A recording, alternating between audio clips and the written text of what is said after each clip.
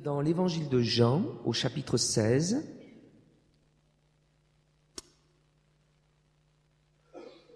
alors je salue peut-être aussi les familles qui sont venues. Je ne vous connais pas, mais soyez les bienvenus, que Dieu vous bénisse pour ce temps de réjouissance. Jean, chapitre 16, et nous lisons à partir du verset 7.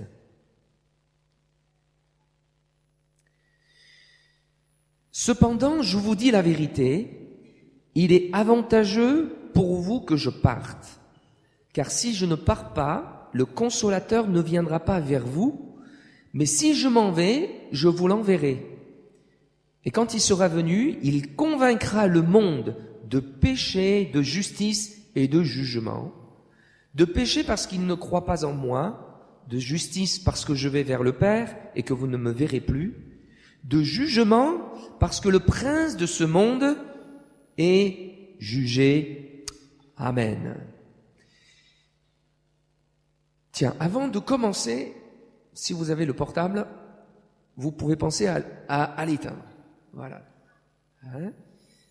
Ce sera une bonne habitude. Jésus est venu pour que les brebis aient la vie. Et la vie en abondance. Mais voilà que Jésus dit, il parle de son départ.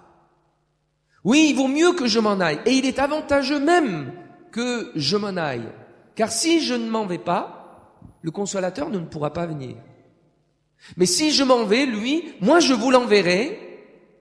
Et Jésus va annoncer quel va être le ministère, quelle va être l'œuvre du Saint-Esprit, le Consolateur.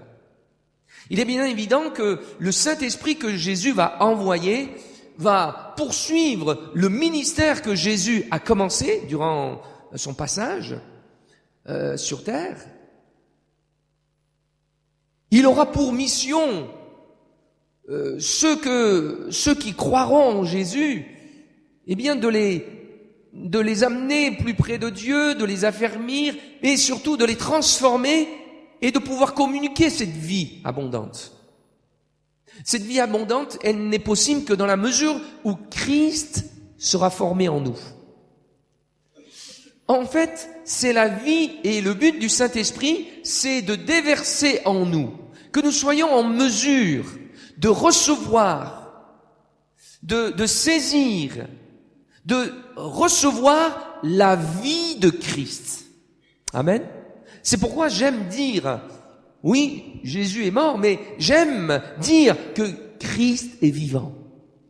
Vivant, non pas quelque part, là-haut, dans le cosmos, j'en sais rien, le ciel. Non, Jésus est vivant dans nos cœurs et il vit en moi. Si je vis, ce n'est plus moi qui vis, c'est Christ qui vit en moi. Et le Saint-Esprit veut déverser, veut être cet agent par lequel la vie de Christ va être déversée en nous. Nous préparer, nous changer, nous transformer en sorte que nous puissions saisir cette vie et vivre la vie de Christ sur cette terre. Jésus est notre exemple. À l'exemple de ces enfants qui ont été présentés, comme Jésus a été présenté, nous prions pour qu'ils naissent de nouveau un jour par l'Esprit de Dieu, comme Jésus est né d'une manière miraculeuse d'une Vierge Marie. Comme Jésus a été rempli du Saint-Esprit, notre désir, c'est que ces enfants devenus grands rencontrent le Seigneur, oui, passent par les eaux du baptême et soient remplis du Saint-Esprit. Et comme Jésus a vécu sur cette terre, que ces enfants, et bien sûr nous aussi, nous puissions vivre la vie de Christ, autrement dit, laisser Jésus vivre à travers nous. C'est tout le programme du Saint-Esprit, qui a différents noms. Esprit de gloire, le Consolateur, Esprit Saint, Esprit de Tout-Puissant, Esprit de vérité, Esprit d'amour, Esprit Saint. Alors, mais avant que tout ce programme prenne place, quel va être le travail du Saint-Esprit? Et Jésus le dit, quand il sera venu, le Saint-Esprit, il convaincra le monde de péché. Il convaincra de péché. Beaucoup de gens disent, oui, je sais que je suis pécheur. Je sais que je ne suis pas parfait. Je ne suis pas quelqu'un de parfait. Je pêche, mais comme tout le monde. Autrement dit, les gens disent, et alors? En gros, et alors? Ça fait ni chaud ni froid. Vous voyez, savoir que, oui, je suis pas parfait, c'est pas une question d'être parfait, du reste. C'est pas une question de moralité. Entre savoir que, oui, je suis pécheur, je commets des péchés un peu comme tout le monde, et être convaincu de péché, c'est tout à fait autre chose. Il y a des gens qui admettent intellectuellement qu'on soit pas comme il faut. Mais j'aimerais vous dire qu'au fur et à mesure qu'on est en contact de la parole de Dieu, l'Esprit de Dieu fait une œuvre et petit à petit montre, révèle la gravité de la transgression. Le danger, les conséquences, en fait, du péché. Ça, c'est le travail du Saint-Esprit. Jusqu'au moment où tout d'un coup, on réalise notre culpabilité, on réalise notre situation de condamné, on réalise les conséquences, la mort, la destruction, la mort éternelle, l'enfer, la perdition, jusqu'à ce qu'on puisse prendre conscience que dans cette direction-là, en étant comme cela, eh bien, on court un véritable danger et qu'il y a comme la malédiction, le jugement qui pèse, la colère qui pèse sur nous. Prendre conscience, que notre conscience soit réveillée, ça c'est l'œuvre du Saint-Esprit pour nous amener tout d'un coup à dire mais qu'est-ce qu'il faut qu'on fasse alors? Nous avons parlé de la croix, de la puissance de la croix. J'aimerais vous dire que, oui, alors que nous annonçons la puissance de la croix, et qu'il nous faut, pour voir le royaume de Dieu, pour pouvoir entrer dans le royaume de Dieu, il faut goûter à la puissance, il faut expérimenter la croix. Vous êtes d'accord avec moi? C'est le centre de notre message. Christ crucifié, ressuscité. Nous ne pouvons pas réduire l'évangile à simplement à cette phrase. On pourrait dire, oui, crois Jésus et demande pardon pour tes péchés, tu seras sauvé. Ô combien ça peut être juste une phrase intellectuelle. Une conviction passée par la croix, expérimenter la puissance de la croix pour véritablement être sauvé et vivre le salut, goûter à la puissance libératrice du pouvoir du péché. Il faut, à un moment donné, par le Saint-Esprit, être convaincu de péché, être saisi d'effroi, de notre culpabilité, de notre position, de notre perdition, de notre folie, de notre horreur, et de dire, mais que faut-il que je fasse? Amen. Pour avoir de véritables personnes nées dans le royaume, pour avoir des personnes qui véritablement expérimentent la grâce extraordinaire de Dieu, la conviction de péché. Voici ce qui s'est passé un jour dans une église en Corée. Il y avait 2 étudiants qui vivaient en colocation pour leurs études. Ils étaient venus à la capitale et ils avaient dans leur cagibi un petit coin. Ils louaient à 2 dans un petit logement et ils avaient un petit cagibi où ils avaient mis, c'était la petite réserve alimentaire. Et il y avait une espèce de jarre où ils mettaient la sauce de soja. Vous connaissez? C'est cette sauce noire. Magie le fait. Vous savez, en grande surface, c'est des flacons comme ça. Et c'est une sauce salée qui sert à assaisonner. On en met un peu dans tout. Il y en a qui connaissent, qui cuisinent avec ça. Donc voilà. Donc c'est une sauce liquide, noire, qui sert à saler, à assaisonner. On en met partout, vous pouvez en mettre partout. Moi j'en mets de partout. Voilà. Et seulement dans ce petit cagibi, l'ampoule était grillée. Alors, ces deux étudiants, quand c'était leur tour de cuisiner, il y a des endroits où on fait tout par cœur, hein. Vous pouvez avoir les yeux fermés, c'est pas grave, hein, et ils puisaient donc dans ces récipients et ils en prenaient un peu pour leur cuisine. Et au bout de je ne sais pas combien de temps, et il y en avait plus. Alors ils se sont dit quand même on va mettre une ampoule pour voir, hein, et ils ont mis une ampoule. Et quand ils ont vu le fond de leur récipient, de cette jarre, quelle stupéfaction, quelle horreur! Il y avait un rat mort. Ah, j'étais sûr de votre réaction. Obligé. Autrement dit, pendant des semaines, ils ont mis de cette sauce dans laquelle un rat avait macéré pendant des semaines et ils en ont mangé tout le temps. Ah, c'est pas possible. Et quand ils ont vu ça, ils ont couru à l'église. Pasteur, priez pour nous. Qu'on n'ait pas la peste ou qu'on n'ait pas une maladie quelconque. Ils ont été stupéfaits, horrifiés, envie de vomir. Il y a de quoi. Tant que la lumière n'y était pas, ils se régalaient de cette sauce. Tant qu'il n'y avait pas la lumière, ils se réjouissaient, ils mangeaient, ils se régalaient. Mais quand la lumière a été mise, ils ont vu l'horreur de la chose. Et c'est exactement, j'aimerais vous dire ce qui se passe.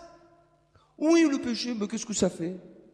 Moi, je vis ma vie, tout le monde le fait, ceci, et beaucoup de gens disent, parfois dans des entretiens, ah mais moi je ne savais pas que c'était mal.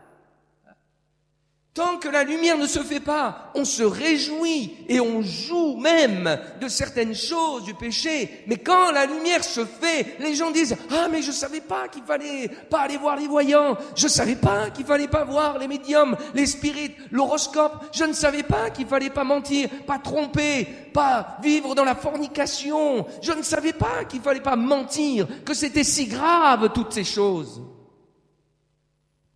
C'est l'œuvre du Saint-Esprit qui éclaire. Il convaincra le monde de péché parce qu'il ne croit pas en moi. Tant qu'on ne croit pas en Jésus, oui, on peut vivre comme on veut. C'est lui le standard, c'est lui le repère, le saint, l'innocent, le pur, le parfait. C'est lui le repère de toutes choses. Et tant que le Saint-Esprit n'éclaire pas, les gens vivent dans leur ignorance et prennent plaisir dans leur vie, dans leurs vices, dans leurs pratiques de toutes sortes et leur conscience ne les reproche pas. Il n'y a pas de problème. Mais c'est le Saint-Esprit. Lorsque le Saint-Esprit éclaire la parole, les gens prennent conscience et vomissent leur péché. Ont honte, rejettent. C'est l'œuvre du Saint-Esprit. C'est vrai qu'il est dit que le Saint-Esprit convaincra le monde. Mais j'aimerais vous dire que le Saint-Esprit convainc aussi les croyants du péché. Notre frère a fait une lecture ce matin sur Ésaïe, et si on avait continué la lecture, oui, Ésaïe entre dans le temple, il a la vision du Seigneur, et dans cette présence, dans cette manifestation de l'Esprit de Dieu, il dira « Malheur à moi ! Malheur à moi, car je suis perdu. Je suis perdu, car je suis un homme dont les lèvres sont impures, et je vis parmi un peuple dont les lèvres sont impures. Et j'ai vu le roi. » Et j'ai vu le roi. Pourtant, c'est un prophète. Pourtant, c'est un croyant, vous trouvez pas? Pourtant, c'est un homme de Dieu. C'est un homme qui donne les oracles de Dieu. Et il vivait ainsi. Mais quand il y a ce contact particulier dans la présence de Dieu, tout d'un coup, ils prennent conscience de son impureté. Ils prennent conscience de sa position. Oh, quand le Saint-Esprit nous convainc de péché, ce n'est pas pour nous laisser comme ça. C'est pour nous amener à la repentance. C'est pour nous amener à une purification. D'ailleurs, un des anges, le séraphin, a volé vers lui, si vous vous souvenez de ce message, a pris une braise et a touché ses lèvres et l'a rendu pur et l'a fortifié. Et alors qu'il était entré dans ce temple découragé, oh, quand le Seigneur envoie cet appel, qui enverrai-je? Me voici, envoie-moi. Cet homme découragé, ce prophète découragé, se lève pour être un instrument entre les mains de Dieu, pour vivre la vie de Dieu, pour vivre la force de Dieu. Dans tout mouvement de réveil, tout commence par la repentance. Nous ne vivons pas un temps de réveil, loin de là. Nous vivons un temps de désert, mais ce qui n'empêche pas pour chacun d'entre nous, d'une manière personnelle, de se réveiller. Il est possible de vivre un réveil personnel. Et lorsqu'on veut vivre un réveil personnel, le Saint-Esprit ne manquera pas avec sa douceur, avec son amour, avec son tact. Il ne manquera pas de mettre le doigt là où il y a besoin d'être purifié, là où il y a besoin de rectifier, là où il y a besoin de changer. Bien des chrétiens, je ne parle pas des inconvertis, sont venus me voir, je ne raconterai pas des choses d'ici. Et vous ne me verrez pas viser quelqu'un, c'est pas, non, jamais cela. Mais il m'est bien arrivé des croyants venir confesser leurs péchés. Oh, pasteur, j'ai gardé l'héritage. Je ne l'ai pas dit à mon frère. Pour tout garder pour moi. Mais quand le Seigneur a parlé à mon cœur, il faut que j'aille régler ça. Pasteur, j'ai de l'amertume, j'ai de la rancœur, j'ai du ressentiment. Mais le Seigneur m'a parlé. Il faut que j'aille régler ça. Le Saint-Esprit convainc. Oh, je vivais dans le mensonge, je permettais des petits écarts. Mais je comprends, il faut que je fasse du nettoyage dans ma vie. C'est la conviction de péché qui nous amène à la repentance, à demander pardon au Seigneur. Oui, pasteur, j'ai une liaison coupable, mais je ne peux pas vivre comme ça. Je demande pardon et je veux que ma vie change. Oui, j'ai des tromperies, j'ai triché, j'ai fait ci dans mon travail, j'ai fait cela. J'aimerais vous dire, dans un temps de sommeil spirituel, le péché ne manque pas de venir s'infiltrer et de souiller, d'enrayer la machine. Mais lorsque le Saint-Esprit agit, oui, il convainc de péché. Je ne parle pas seulement des choses grotesques. Oui, l'adultère, la fornication, le vol.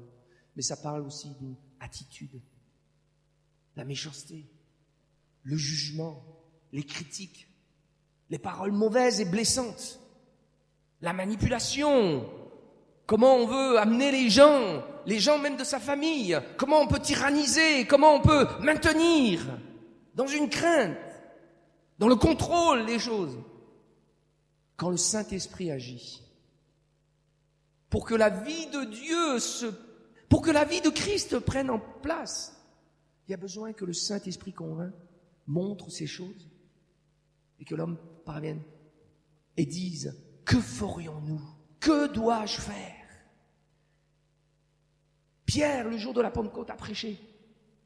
Ce Jésus ressuscité, que vous avez renié, etc. Et la multitude qui était venue, eh bien, ils ont été saisis. Il y avait, oui, l'action du Saint-Esprit. Et ils ont crié, que ferons-nous? Qu'est-ce qu'on doit faire? Repentez-vous. Et que chacun de vous soit baptisé pour le pardon de vos péchés. Et vous recevrez vous aussi le don du Saint-Esprit. Amen. Il convainc de péché. Il nous est dit également,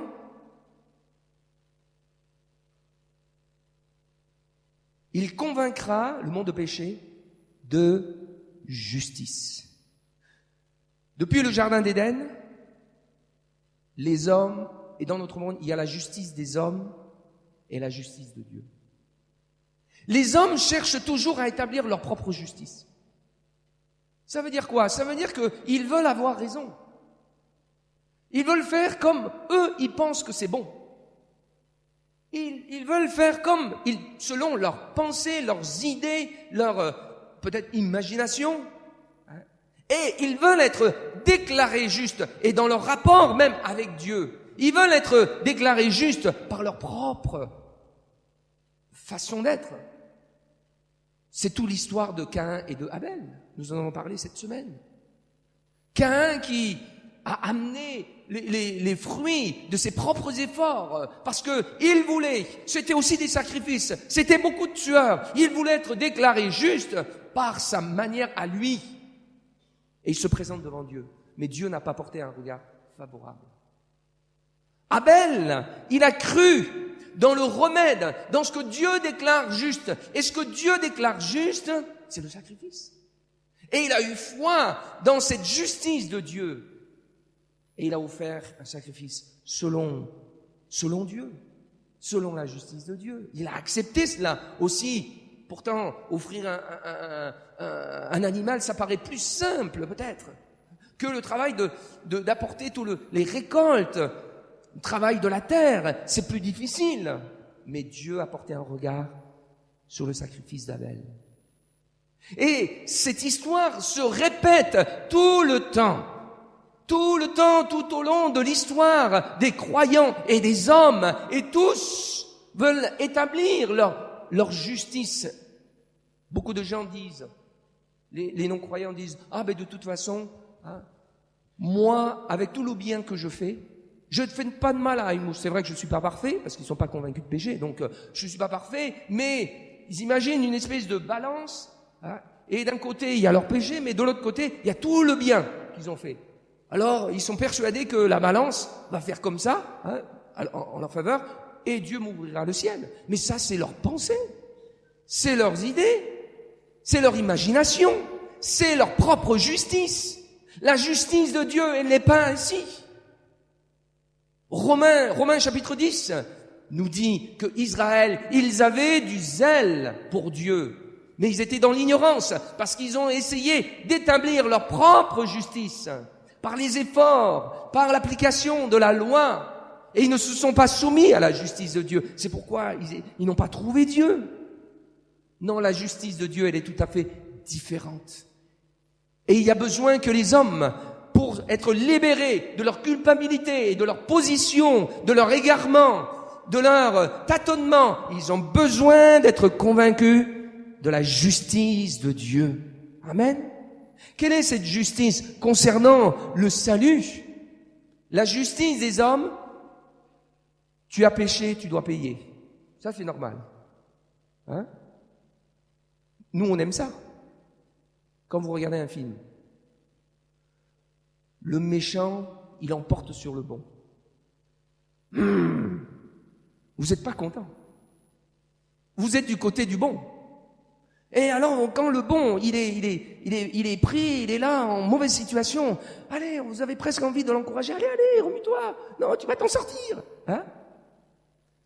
Et puis quand, enfin, par miracle, il y a 36 balles dans le corps, mais bon, c'est pas grave, il ressuscite et il combat le mauvais. Alors vous dites, vas-y. Waouh. Parce que nous avons notre propre notion de justice. C'est la justice des hommes, humaine. Mais la justice de Dieu consiste à rendre le coupable juste. Le coupable, il est déclaré juste. Alors, vous allez trouver ça injuste. Parce que le voleur, le méchant, il faut qu'il paye. Sauf que le méchant et le voleur, c'est toi. C'est moi. Et la justice de Dieu, c'est quoi? Alors que j'ai péché, alors que j'ai transgressé, alors que j'ai offensé Dieu, Alors que je devrais payer, voici quelqu'un d'autre à payer pour moi. Amen. Et c'est trop difficile pour les gens de accepter cela.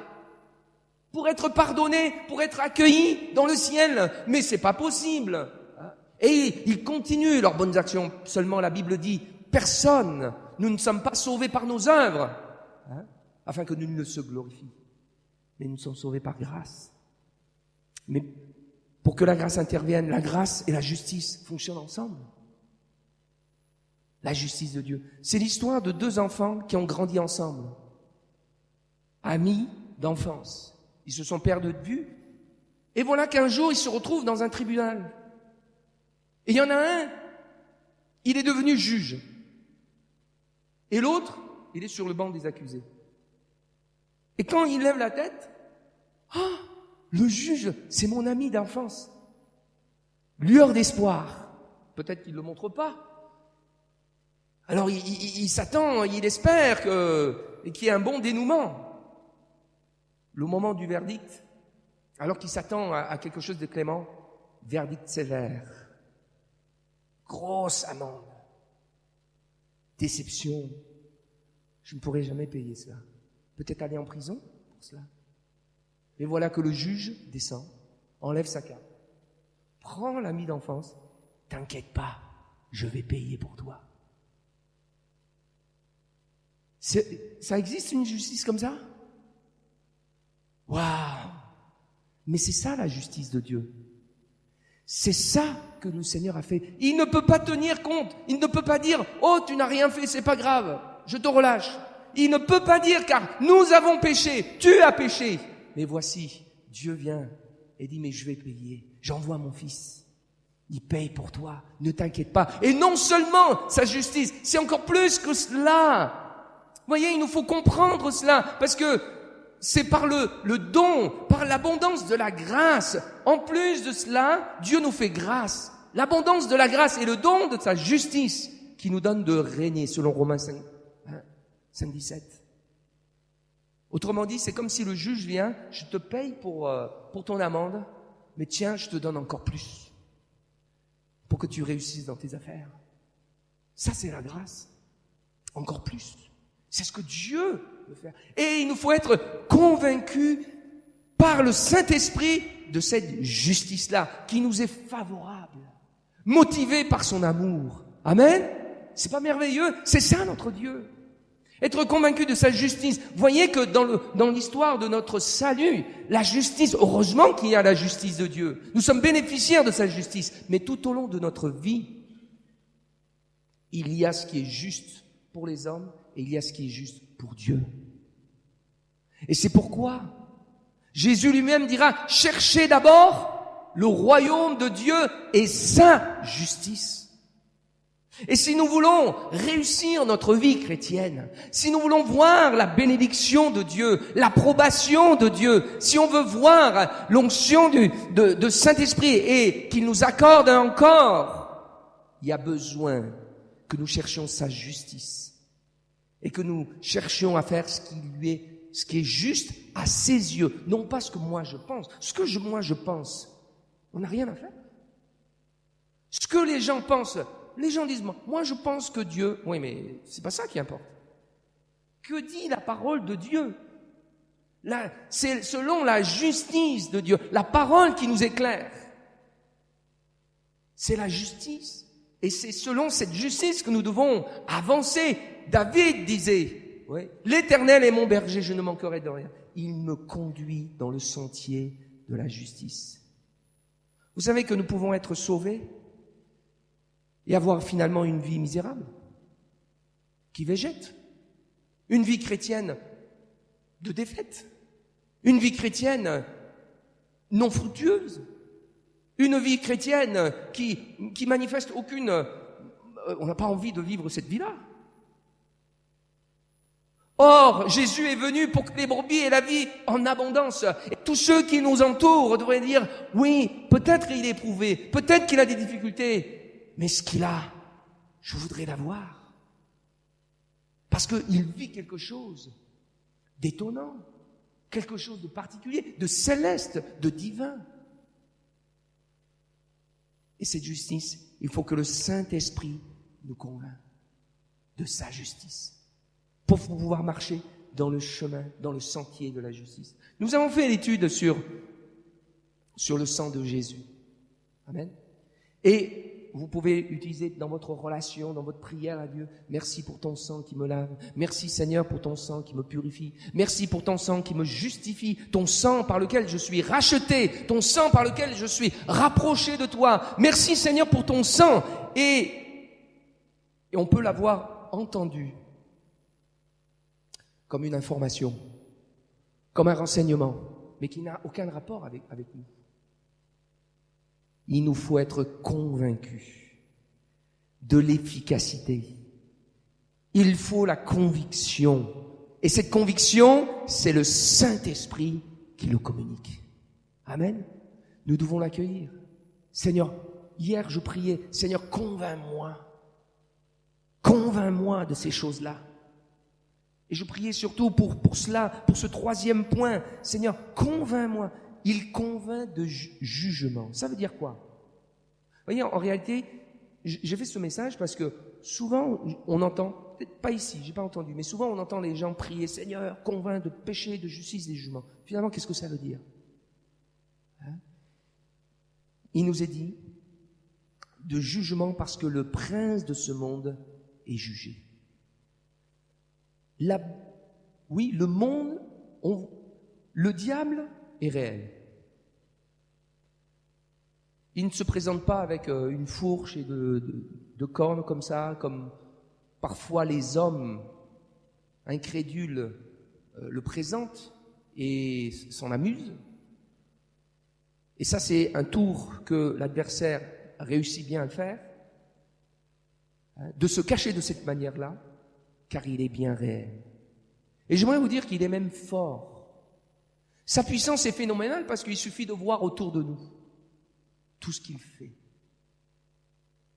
Tout ce qu'il fait. Comment il est en train de saccager les vies. Comment il divise. Comment il vole. Comment il décourage. Comment il fait une œuvre destructrice. Il suffit de voir autour de nous le monde comme il est. Mais, il ne peut agir. Son autorité et sa puissance n'est que pour ceux qui leur appartiennent. Lui appartient. Pas sur les rachetés de l'Éternel. Amen. Pourquoi? Parce qu'il a été jugé. Parce que déjà, sa condamnation est prononcée. L'enfer, c'est pour lui. Et comme il veut pas aller tout seul, et ça c'est le diable, quand quelqu'un chute, il veut pas chuter tout seul, il entraîne avec lui. Comme il veut pas aller tout seul, il veut en entraîner maximum avec lui.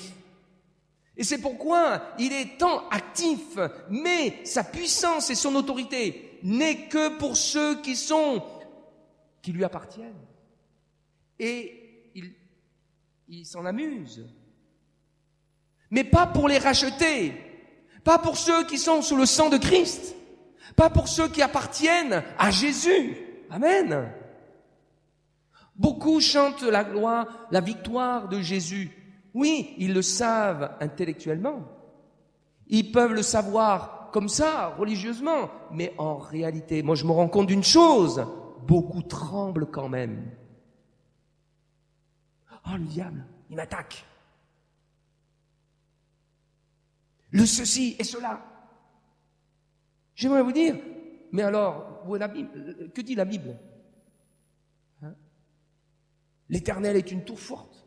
Il est ma forteresse. Le nom de l'Éternel est une tour forte. Le juste s'y réfugie et se trouve en sécurité. Oui ou non? La Bible le dit. Pourtant, nous chantons et nous savons ces choses. Mais il y a besoin d'être convaincus par le Saint-Esprit de la suprématie, de la victoire de Jésus, de la toute-puissance et de l'autorité du Créateur. Amen. Israël était paralysé devant Goliath. Pourtant, pour Israël, Dieu avait fait de grandes choses. toute l'histoire du peuple d'Israël, Israël le savait, comment Dieu avait pourvu, comment Dieu avait été intervenu dans l'histoire du peuple d'Israël. Pourtant, leur vue, ce qu'ils voyaient, ce géant Goliath devant eux, et ils tremblaient. Et c'est souvent l'image du peuple de Dieu face à l'adversaire réel, l'obstacle, tremble au-dedans. Et j'aimerais dire, pourquoi est-ce que, et je pense que ça peut concerner des personnes, et des gens qui pensent, les liens ancestraux. Il y en a qui savent ça? Parce que il y en a, nos pères, nos grands-pères, nos arrière-grands-pères ont péché. Il y a de ces doctrines et de ces enseignements qui disent que parce que si tu as des problèmes, c'est parce que tes ancêtres ont péché, il faut confesser ces péchés. Mais ils ont vécu en 1820. Comment tu peux savoir toutes les bêtises, la sorcellerie que tes arrière-grands-pères ont fait? Comment est-ce possible? Alors les gens disent, il faut que je confesse les péchés de mon arrière-grand-père, etc. Et ils sont là dans une confusion. Tant que c'est pas fait, le diable va avoir le dessus sur moi, c'est pour ça que j'ai des problèmes, etc. Mais est-ce que tu crois que, comme dit la parole de Dieu, que si tu es en Christ, tu es une nouvelle créature? Que les choses anciennes sont passées et voici toutes choses sont devenues nouvelles? Est-ce que tu crois que le vieil homme a été crucifié avec Christ, le vieil homme qui était sous l'empire et l'emprise de l'adversaire et du péché, il a été crucifié. Si aujourd'hui je vis, ce n'est plus moi qui vis, c'est Christ qui vit en moi. Est-ce que le Christ ressuscité, celui qui s'attache à Jésus-Christ, est un seul esprit avec lui? Est-ce que celui-là, il peut être sous l'influence de l'ennemi et de la malédiction? Mais d'où viennent ces choses? De ce que les gens n'ont pas été convaincus de jugement, que l'adversaire n'a pas autorité sur nos vies pour les racheter, pour ceux qui ont la marque de son sceau, qui sont remplis du Saint-Esprit. Et tant que nous sommes connectés à lui et que nous dépendons de lui, c'est nous qui pouvons exercer une autorité sur l'adversaire. Amen. J'ai une petite fille 5 ans, qui me raconte ce qu'elle fait à l'école. Il joue aux gendarmes et aux voleurs, aux chats et aux souris. Elle me dit, mais oui, je le savais, mais je l'écoutais. Mais tu sais, il y a le camp. Et on doit aller là-bas, mais il y a des chats. Alors, si on sort du camp, il y a les chats qui peuvent nous attraper. Mais si on se met dans le camp, ils n'ont pas le droit. Tout le monde a joué ça à la maternelle. Quand tu es dans le camp de Dieu, sur le terrain de la marche avec Dieu, de la grâce de Dieu, de la parole de Dieu, de l'obéissance à la parole de Dieu, l'ennemi n'a pas le droit. Il ne peut pas venir. Amen. Il est stoppé. Si tu franchis le camp et que tu t'amuses à flirter avec le péché, tu franchis la ligne et que tu t'amuses en disant, moi je contrôle, personne ne me... il peut faire de toi une seule bouchée en un instant. Parce qu'il est fort. Il est fort. Je ne le minimise pas. Je respecte, mais notre Dieu est tout puissant. Amen. Si lui, il est puissant, notre Dieu, il est tout puissant. Amen. Mais ça, il faut que tu sois convaincu par le Saint-Esprit. En sorte que, face à la situation, tu puisses manifester de l'autorité. Et je me rends compte que dans les temps de la fin, nous sommes là et il y a un déferlement. Il y a l'obscurité, la nuit s'épaissit. Oui, il y a un combat. Et nous avons besoin de prendre conscience, oui, la nécessité d'être remplis du Saint-Esprit, d'être convaincus de la toute grandeur de Dieu, que l'ennemi est jugé. Est-ce qu'un condamné peut avoir une influence sur nous? Non. Il attend sa condamnation, qu'il soit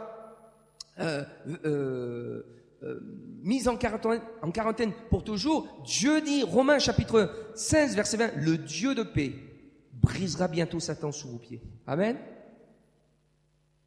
Éphésiens nous dit bien que Dieu a donné Christ comme chef suprême à l'Église, qui est son corps, et il a tout mis sous ses pieds. Autrement dit, si nous sommes nous le corps de Christ, la réalité spirituelle, c'est que l'ennemi est sous nos pieds. L'Église est victorieuse. Les portes de l'enfer ne prévaudront point contre elle. Jésus a dit, je bâtirai l'Église. Mais pour cela, il ne faut pas que ce soit simplement des choses, un renseignement. Il faut que tu sois convaincu par le Saint-Esprit. Être convaincu du Saint-Esprit. Dire que le Seigneur est grand, il est tout-puissant, que je peux me réfugier en lui, je peux compter sur lui, et qu'avec lui, j'y arriverai. Qu'avec lui, je remporterai la victoire. Je me souviens quand je suis venu au Seigneur, j'avais toutes mes idées, j'avais ma conception, je me disais chrétien, ayant grandi dans un milieu religieux, et je me disais chrétien, etc. Je tenais tête, et pourquoi ci, pourquoi cela, je suis pas d'accord, et j'avais toutes mes pensées. Mais quand l'Esprit de Dieu agit, et que dans un rassemblement, dans un week-end de jeûne, le Saint-Esprit m'a convaincu, fléchi le genou, commençait à pleurer comme un bébé, et là ça sortait de partout.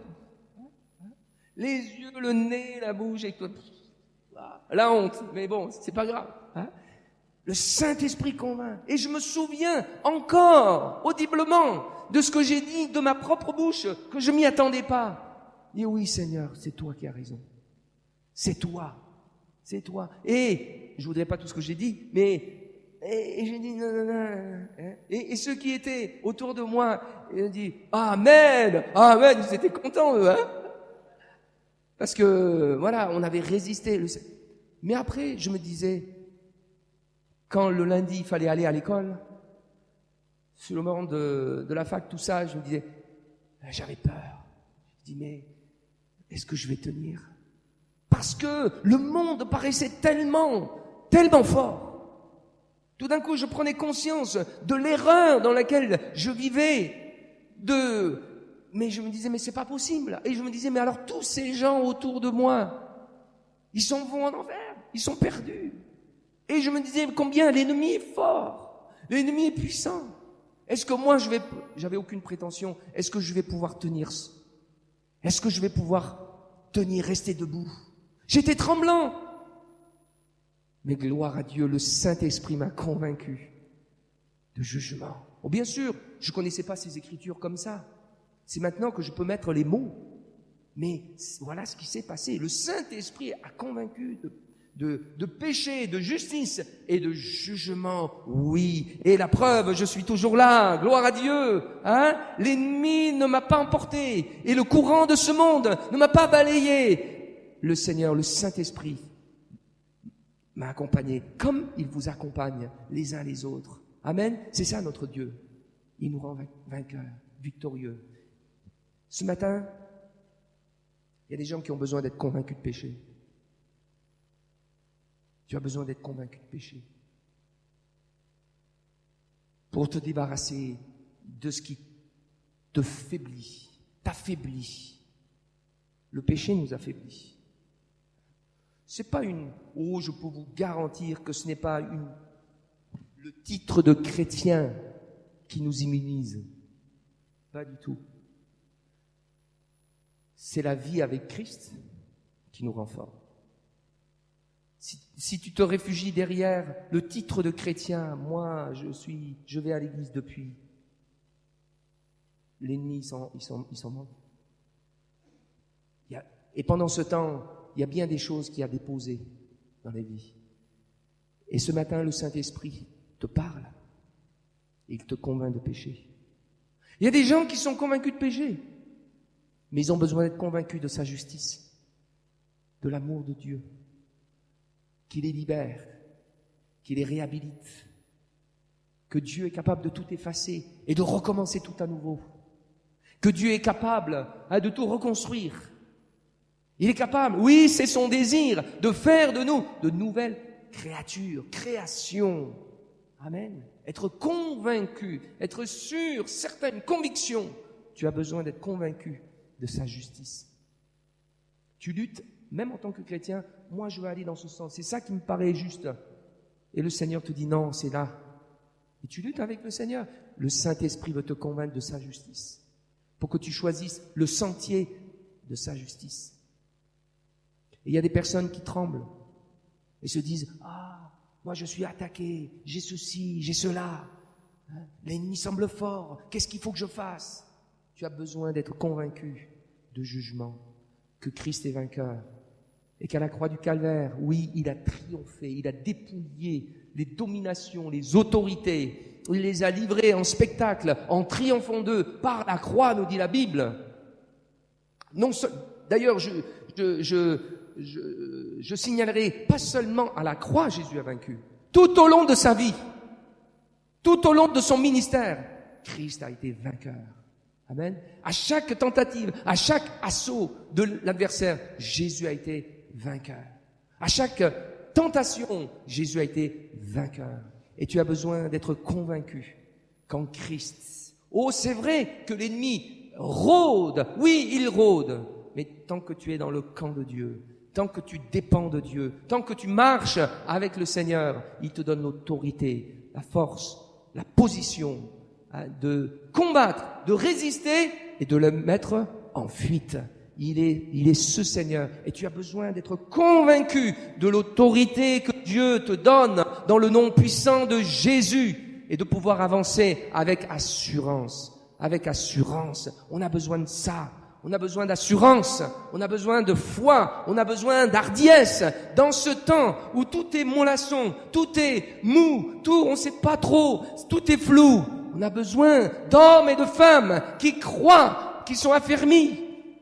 Amen. Qui sont des hommes. Des femmes peuvent être aussi des hommes. De manifester une vigueur spirituelle et de dire, je sais en qui j'ai cru. Il est mon sauveur, mon rédempteur. Je veux le servir. Je veux vivre pour lui. Et que ma vie ait un sens. Amen. Que Dieu lève une armée d'hommes et de femmes qui croient en son nom, dans la toute-puissance du nom de Jésus. Amen. Soyez convaincus par le Saint-Esprit.